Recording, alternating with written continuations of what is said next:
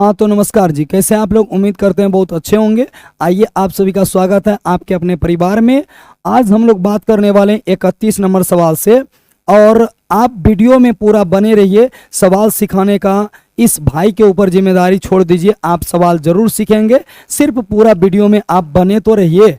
और उसके बाद जो है कि प्यारे दोस्तों, आज जो है ये अंतिम वीडियो होगा दो चर वाले रैखिक समीकरण का। तो आइए फटाफट सवाल को लगाते हैं। सबसे पहला कहता है कि समीकरण युग्म कितना, समीकरण युग्म कहता है कि x प्लस 2y प्लस 5 बराबर 0 तथा 3x माइनस 6y प्लस 1 बराबर 0 के हल होंगे। तो यहाँ से देखते हैं a1 का मान 1 है बटे 3 हो जाएगा, इसका मान 2 है बटे माइनस 6 हो जाएगा, इसका मान 5 है और इसका मान 1 है। तो यहाँ से कहेंगे 2 से 2 तिया 6 हो जाएगा, तो इसका बन जाएगा 1/3, और ये तो इसके बराबर नहीं है तो इसका हो जाएगा 1/-3, और ये भी इसके बराबर नहीं है तो ये हो जाएगा 5/1।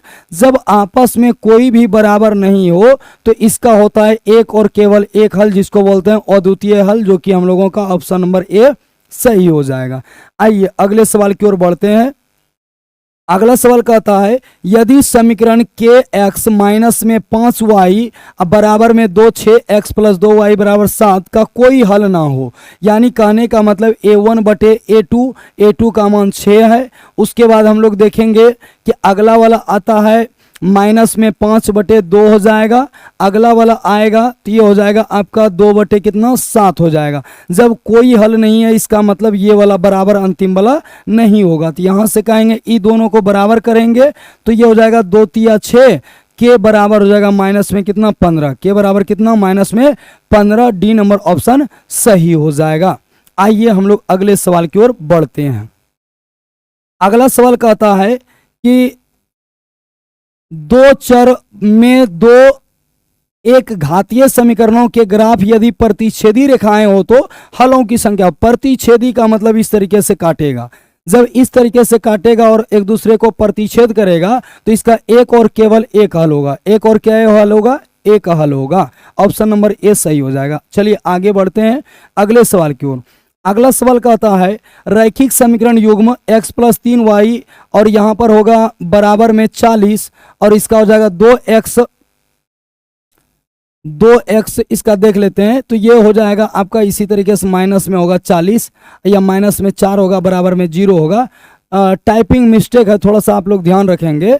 तो इसका कहता है कैसा होगा, कैसा होगा, a1 का मान 1, इसका मान हो जाएगा 2, इसका हो जाएगा 3 और इसका हो जाएगा माइनस में 5 और इसका हो जाएगा माइनस में 4 और इसका हो जाएगा माइनस में 1। माइनस माइनस से तो कटेगा, लेकिन 1/2 ना तो ये इसके बराबर है, ना तो ये इसके बराबर है और ना ही ये इसके बराबर है। तो इसका मतलब है कि जब आपस में कोई बराबर नहीं हो तो इसका मतलब है एक और केवल एक हल होगा, और एक और केवल एक हल को क्या कहते हैं, अविरोधी हो जाएगा, जो ऑप्शन नंबर ए हम लोगों का सही होगा। चलिए अगले सवाल की ओर बढ़ते हैं। अगला सवाल आज का कह रहा है कि यदि दो चर में दो रैखिक समीकरणों के हल अनंत हो तो उनके आलेख होंगे, यानी कैसा होगा, तो हम लोग कहेंगे समपाती होगा। अगर अनंत हल है तो उसका क्या हो जाएगा, ग्राफ समपाती होगा।